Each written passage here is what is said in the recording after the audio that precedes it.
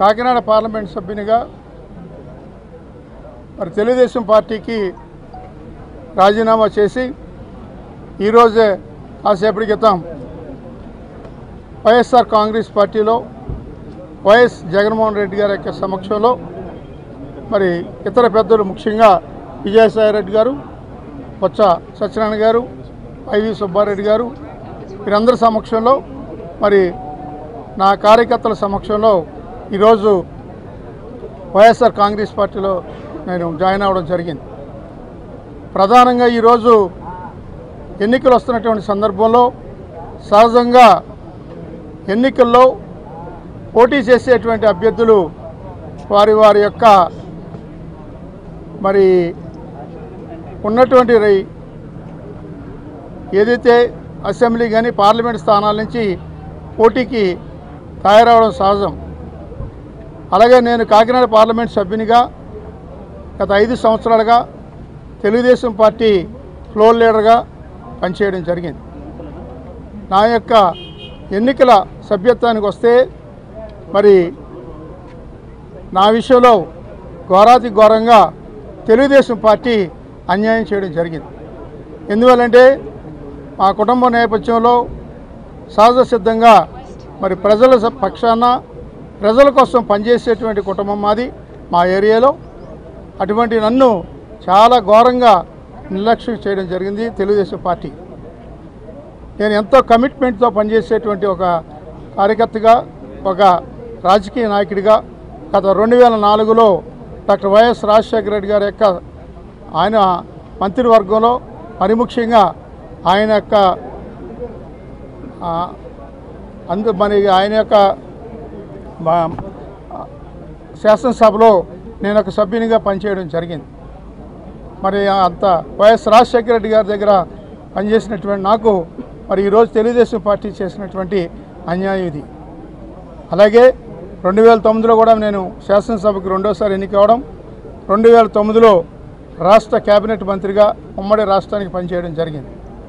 మరి ఈరోజు ఆంధ్రప్రదేశ్కి తీవ్రమైనటువంటి అన్యాయం చేయడం జరిగింది కాంగ్రెస్ పార్టీ. దాని పరంగానే ఈరోజు రాష్ట్రం 2 ముక్కలు అయిపోవడం జరిగింది. ఈ నేపథ్యంలో నేను అప్పట్లో కాంగ్రెస్ పార్టీకి రాజీనామా చేసి తెలుగుదేశం పార్టీలోకి మరి రావడం జరిగింది. అటువంటి నన్ను ఈరోజు తెలుగుదేశం పార్టీ చాలా నిర్లక్ష్యం వహించడం జరిగింది. మరి మేము ముఖ్యమంత్రి గారిని కలిసాం, మరి నా సతీమణి వాణి నా కుమారుడు కలిసి మరి నేను పార్లమెంట్ సభ్యునిగా పనిచేయడం జరుగుతుంది. మరి అటువంటి పార్లమెంట్ సభ్యునిగా ఉన్నటువంటి నాకు శాసనసభకు కానీ మరొక స్థానం కల్పించాలి, శాసనసభ నుంచి పోటీ చేయాలనేటువంటి విధానాన్ని నేను వ్యక్తం చేయడం జరిగింది. అయినా సరే మరి ఎక్కడ కూడా ఏ రకంగానూ కూడా పట్టించుకోకుండా ఒక సీనియర్ నాయకుడిగా, ఒక పార్లమెంట్ సభ్యునిగా ఉన్నటువంటి నన్ను ఈరోజు తెలుగుదేశం పార్టీలో ఉన్నటువంటి మరి ముఖ్యమంత్రి స్థాయి నుంచి జిల్లా స్థాయి వరకు ఉన్నటువంటి నాయకత్వం కూడా ఎక్కడ కూడా పట్టించుకునేటువంటి పరిస్థితి కనపడడం జరిగింది. మరి అక్కడికి 3 సార్లు వెళ్ళి మేము అడగడం జరిగింది సీటు కోసమని. ఎందుకంటే ప్రజల కోసం పనిచేసేటువంటి మాకు మరి ఏదో రకమైనటువంటి అధికారిక పదవి ఉండాలి అనే ఉద్దేశంతో ఆ రకంగా మేము కోరడం జరిగింది. కానీ ఎక్కడ కూడా ఏ రకమైనటువంటి సమాధానం కానీ ఏ రకంగా అనేటువంటి నాకు సహజంగా ఈరోజు అనారోగ్యంగా ఉండడం జరిగింది. మరి అటువంటి పరిస్థితిలో ఉన్నటువంటి నాకు మరి కనీసం ఎంచాలంటే ఒక ఉదాహరణ చెప్పుకోవాలి. ఈరోజు నాకు తెలుగుదేశం పార్టీలో మొన్న పార్లమెంట్స్ సమావేశాల్లో కూడా మరి చాలా గట్టిగా మరి పోరాటం చేశాం మన ఆంధ్రప్రదేశ్ సంబంధించినటువంటి ప్రత్యేక హోదా గురించి. కానీ ఇన్ని రకాలుగా నాకు చేసినటువంటి నాకు ఏ రకంగానే కూడా ఉపయోగపడినటువంటి పరిస్థితి ఈరోజు తెలుగుదేశం పార్టీలో కనిపించడం జరిగింది. ఈరోజు ఇంత అనారోగ్యంగా మరి మేము తిరుగుతున్నా సరే ఎక్కడ కూడా పట్టించుకోకుండా, ఎక్కడ కూడా ఏ రకంగా కూడా గౌరవం ఇవ్వకుండా వదిలేసినటువంటి పరిస్థితి. ఒక ఉదాహరణ చెప్తా ఉన్నాను. ఒక రాజకీయ నాయకుడికి ఎవరికైనా సరే ఒక అనారోగ్యం పాలవుతే ఒక పార్టీ పరంగా వారు ముందుకొచ్చి కాపాడవలసినటువంటి బాధ్యత కూడా ఉంది. ఈరోజు గతంలో 2004లో వైఎస్ రాజశేఖర రెడ్డి గారి మంత్రివర్గంలో మరి మనందరికీ తెలుసు జక్కమూడి రామ్మోహన్ రావు గారు మంత్రిగా చేసేవారు, R&B మంత్రిగా చేసేవారు జక్కమూడి రామ్మోహన్ రావు. తర్వాత రాజశేఖర రెడ్డి గారి యొక్క మరి ఆయన యొక్క చిత్తశుద్ధి కానీ రాజశేఖర రెడ్డి గారి యొక్క కమిట్మెంట్ కానీ ఆయన నమ్ముకున్న వాటిని వారికి ఏ రకంగా చేస్తారని దానికి ఉదాహరణ R&Bగా చేసినటువంటి జక్కంపూడి రామ్మోహన్ రావు గారిని ఆయన ఆ పని చేయలేకపోతూ ఉన్నారు, అనారోగ్యం పాలవుతూ ఉన్నాడు అన్న ఉద్దేశంతో ఎక్సైజ్ శాఖ మంత్రిగా ఇవ్వడం జరిగింది. మా జిల్లా నుంచి ఎక్సైజ్ శాఖ మంత్రిగా మరి జక్కంపూడి రామ్మోహన్ రావు పనిచేయడం జరిగింది. అది రాజశేఖర రెడ్డి గారి యొక్క గొప్పతనం. అది రాజశేఖర రెడ్డి గారికి ఉన్నటువంటి ఒక కమిట్మెంట్. అది ఆ రకంగా ఆయన అప్పట్లో చేయడం జరిగింది. ఈరోజు అదే విధానంతో నాకు నిరసన చేస్తే పట్టించుకోకుండా ఏ రకమైనటువంటి సమాధానం లేకుండా చాలా ఘోరాతి ఘోరంగా మరి ఇక్కడ ఉన్నటువంటి పాలకులు తెలుగుదేశం పార్టీలో ఉన్నటువంటి నాయకులు ప్రవర్తించడం కూడా జరిగింది. దానికి మాకు బాధ కలిగి వారు ఏదో టికెట్ ఇవ్వచ్చు ఇవ్వకపోవచ్చు, కనీసం ఎక్కడ కూడా గౌరవ మర్యాదలు ఇవ్వకుండా మమ్మల్ని వదలడం జరిగింది. అది బాధ కలిగే మనకు ఎమ్మెల్యే టికెట్ ఇవ్వలేదు, ఎంపీ టికెట్ ఇవ్వలేదు అనేటువంటి విధానం కాదు.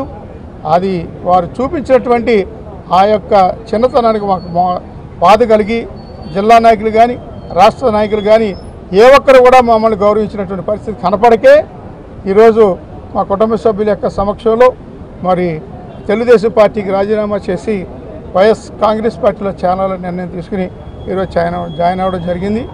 ఏదైనా ఈరోజు జగన్మోహన్ రెడ్డి గారి యొక్క మంచి నాయకత్వంలో ఆయన మరి చూడొచ్చు, మనం 3750 కిలోమీటర్ల పాదయాత్ర చేయడం అంటే మరి అది చిన్న విషయం కాదు. రాష్ట్ర సమస్యలు తెలుసుకోవాలి, ప్రజల సమస్యలు తెలుసుకోవాలి అన్న ఉద్దేశంతో మరి జగన్మోహన్ రెడ్డి గారు మరి నిరంతరం ఆయన చేయడం జరుగుతూ ఉంది. ఆయన నాయకత్వంలో ఈరోజు ఈ రాష్ట్రంలో మరి పరిపాలన వస్తే ప్రతి ఒక్కరికి కూడా న్యాయం జరుగుతుంది అన్నదే ప్రతి ఒక్కరి యొక్క ఉద్దేశం. ఆ రకంగానే ఈరోజు మీరు చూస్తూ ఉన్నారు. ఇక్కడ కానీ రాష్ట్రంలో జిల్లాల్లో కానీ జగన్మోహన్ రెడ్డి గారు ఏ రకంగా గౌరవిస్తారు అన్నదానికి నిదర్శనంగా మరి ఏదైనా ఈరోజు జగన్మోహన్ రెడ్డి గారు ఈ రాష్ట్రానికి కాబోయే ముఖ్యమంత్రి అని నేను తెలియజేసుకుంటా ఉన్నాను. ఆ రకంగా మరి మనందరూ కూడా కష్టపడి పనిచేయాల్సిన అవసరం కూడా ఉంది. మరి తర్వాత నా సతీమణి తోటవాణి 2 నిమిషాలు మాట్లాడతారు.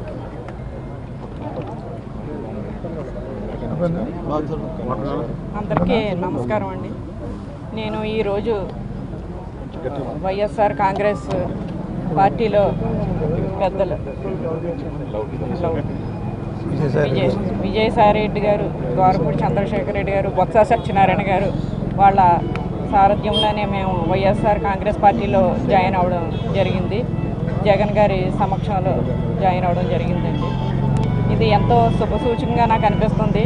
ఆయన జగన్ గారు కూడా నా భర్త ఆరోగ్య విషయంలో ఎంతో భరోసా ఇచ్చారు. నీవేం భయపడకమ్మా, మేము చూసుకుంటాం, ఆయన ఆరోగ్యం అంతా మేము చూసుకుంటాం, నువ్వేమీ భయపడొద్దని చెప్పారు. నేను 3 సార్లు చంద్రబాబు నాయుడు గారి దగ్గరికి తిరిగానండి. ఆయన నుంచి ఎటువంటి రెస్పాన్స్ కూడా లేదు. అక్కర్లేదు అంటే పదవుల గురించి అని కాదు నేను అనేది, కనీసం ఫోన్ చేసి జిల్లాలో ఉన్న నాయకులు కానీ రాష్ట్రంలో ఉన్న నాయకులు కానీ అమ్మ ఎలాగుంది, నర్సింగ్ గారు ఎలాగున్నారు, హాస్పిటల్లో జాయిన్ అయ్యారట, ఐసీలో ఉన్నారట అని కనీసం ఒక్క మనిషి కూడా కనీసం ఫోన్ చేసిన పాపాన్ని పోలేదండి. మరి అంత మానవత్వం లేకుండా ఉన్నారా అని నాకు చాలా బాధ అనిపించింది. మాకు వెనకాల సపోర్ట్గా ఎవరో లేరేనా ఏంటి, సర్వేలు అని అంటున్నారు చంద్రబాబు నాయుడు గారు. సర్వేలు అంటే ఏంటండి?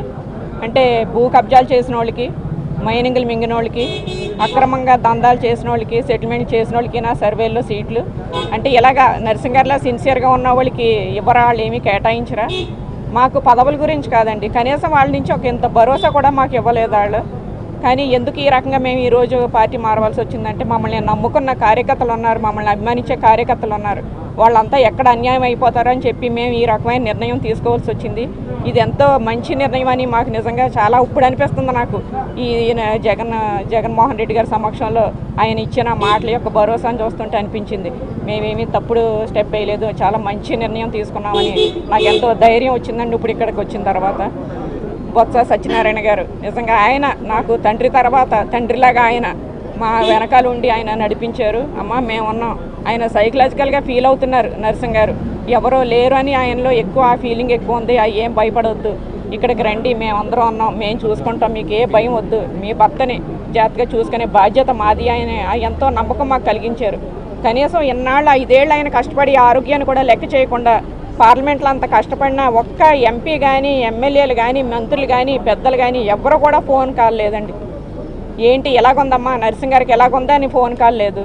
కేవలం మమ్మల్ని అణగదొక్కాలనే ప్రయత్నం మాత్రం బాగా జరిగిందండి 5 ఏళ్ల నుంచి కూడా. ఎక్కడ నరసింహ్ గారు హైలైట్ అయిపోతారేమో అని చెప్పి జిల్లాలో ఉన్న కొంతమంది నాయకులు కుట్రపూరితంగా ఆయన మీద దుష్ప్రచారం చేసి ఏదేదో ఉన్నది, ఆయనకి అనారోగ్యం ఏదేదో అని చెప్పేసేసి అంతా క్రియేట్ చేసేసి కావాలని అంతా ఒక పకడ్బందీగా చేసినట్టు, ప్లాన్గా చేసినట్టు స్పష్టంగా తెలియజేస్తున్నాను, మీకు తెలియజేసుకుంటున్నానండి. నేను నాకు ఎంతో సంతోషంగా ఉందండి. ఇంత మంచిగా ఇలా జాయిన్ అవ్వడం, జగన్ గారి సమక్షంలో జాయిన్ అవ్వడం, మంచి ఫ్యూచర్ మాకు వచ్చింది అని ఆయన భరోసా ఇవ్వడం నాకు చాలా సంతోషంగా ఉంది.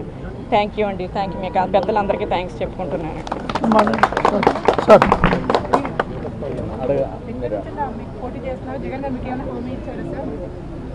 అంటే మేము జాయిన్ అవ్వడం జరిగింది. ఇప్పుడు ఆయన టికెట్ ఇవ్వడం అన్నది లేదన్నది మరి అధినేతగా ఆయన యొక్క ఇష్టానికి జరుగుతుంది. ఆ రకంగా చేస్తారని మేము అనుకుంటా ఉన్నాం. తప్పనిసరిగా జగన్ గారు మా యొక్క పరిస్థితిని దృష్టిలో పెట్టుకుని మాకు ఎక్కడో ఒక స్థానాన్ని కేటాయిస్తారని ఆశిస్తూ ఉన్నాం. ఆ రకంగానే జరుగుతుంది అన్నది మా యొక్క. అంటే పెద్దాపురం ఫైనలైజ్ అంటే అది మేము చెప్పకూడదు కదా, అదినే చెప్పాలి. సో ఏంటంటే అది అధిష్టానపరంగా జరిగేటువంటి నిర్ణయం. మరి ఆ రకంగా ఈరోజు పెద్దాపురమా కాదా ఏంటి అన్నది మరి పేపర్లోని టీవీల్లోని వస్తున్నటువంటి పరిస్థితి తప్ప అది మాకు ఏంటన్నది తెలియదు. దాని మీద మేము మా పెద్దాపురం టికెట్ ఇచ్చారనేటువంటిది విధానం చెప్పలేం. ఆ రకంగా ఆయన యొక్క నిర్ణయం మేరకు వదిలిపెట్టడం జరిగింది. అది ఏ రకంగా చేసినా సరే మాకు సమ్మతం. ఇప్పుడు పార్టీలో మీకు ఇన్ని అవమానాలు జరిగినాయి అని చెప్తా ఉన్నారు కదా, మీకే ఎట్లాంటి పరిస్థితి ఉందా? మిగతా లీడర్లు కూడా ఎట్లాంటి పరిస్థితి నేను నాకు తెలుసు చాలామంది ఉన్నారని ఉన్నానండి. మరి ఆ రకంగా ఇప్పుడు నాకు స్పష్టంగా తెలుస్తూ ఉంది. ఈరోజు ఆ రకంగా అన్యాయం చేసింది ఈ పార్టీ, తెలుగుదేశం పార్టీ ఆ రకంగా చేసింది అన్నది స్పష్టంగా తెలిసిన తర్వాత ఈరోజు ఈ నిర్ణయం తీసుకోవడం జరిగింది. ఏపీకి ప్రత్యేక హోదా విషయంలో గతంలో వైసీపీ ఎంపీలు రాజీనామా చేశారు, కానీ మీరు చోరవరకు చంద్రబాబుతోనే ఉన్నారు. ఎందుకు అప్పుడు ఆ విషయంలో వెనక్కి తగ్గింది? ఎందుకంటే మరి ఆయన ఇష్టం అది. నేనుగా చేయలేను కదా. ఒక పార్టీ ఉంది, పార్టీకి అధినేత ఉంటారు, ఆ నిర్ణయం చెయ్యాలి. కానీ గతంలో చేయలేదు. అది చేయగల వల్ల అలా ఉండిపోయిన విషయం.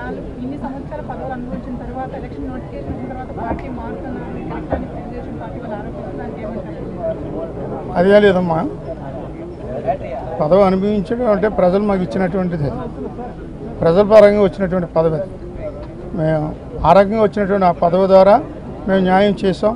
పదవికి ప్రజలు ఇచ్చినటువంటి అవకాశాన్ని ఎక్కడ కూడా సద్వినియోగం చేయకుండా పరిపాలించడం జరిగింది. ఆ రకంగా వెళ్ళాం. ఎన్నికలు సహజంగా వచ్చినప్పుడు ఇక్కడే కాదు దేశవ్యాప్తంగా కూడా మరి అక్కడ అసహజసిద్ధంగా ఉండేటువంటి మార్పులు చేర్పుల్లో భాగంగా కొన్ని జరుగుతూ ఉంటాయి. అందులో భాగంగానే ఇది జరిగింది. మేము కూడా ఏదో ఇప్పుడో ముందు వచ్చేసి రాజీనామా చేసి పార్టీలో జాయిన్ అయిపోలేదు. ఎన్నికల షెడ్యూల్ వచ్చే వరకు కూడా వేచి చూసాం, గౌరవించాం. ఆ గౌరవాన్ని కూడా వారు నిలబెట్టుకోలేకపోవడం వల్లే ఈరోజు మేము రాజీనామా చేయడం జరిగింది.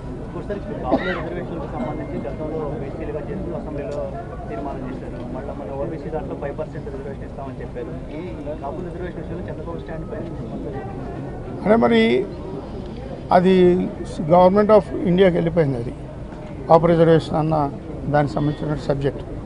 అక్కడ మరి నరేంద్ర మోడీ గారు 10% ఈబీసీ పరంగా ఇవ్వడం జరిగింది. దాంట్లో ఉన్నటువంటి హక్కు పరంగా 5% అడగడం జరుగుతూ ఉంది. అది ఎంత మేరకు అమలు జరుగుతుంది లేదు అన్నది అది దేవుడికే తెలియాలి. కానీ మరి ఈ ప్రభుత్వం కాపుల సిద్ధశుద్ధితో చేయవలసినటువంటి అవసరం కూడా ఉంది. ఆ 5% అన్నది కూడా రిజర్వేషన్స్ ఏదైతే పోరాటం చేస్తూ ఉన్నారో దాన్ని కూడా అమలు చేయవలసినటువంటి బాధ్యత కూడా ఉంది. అలాగే ఈరోజు కాపు రిజర్వేషన్ సంబంధించి కానీ కాపులకు సంబంధించిన విషయంలో కూడా వైఎస్ జగన్మోహన్ రెడ్డి గారు కూడా కట్టుబడి ఉన్నట్టుగా చెప్పడం కూడా జరుగుతూ ఉంది. ఈ ప్రతిపక్షంలో ఉన్నారు కాబట్టి దాని మీద మరి చేయలేని పరిస్థితి. ఈరోజు అధికారంలోకి వచ్చిన వెంటనే కాపులకు సంబంధించినటువంటి ఆ సమస్యని త్వరలోనే పరిష్కరిస్తామని కూడా ఆయన గట్టిగా చెప్పడం జరుగుతుంది.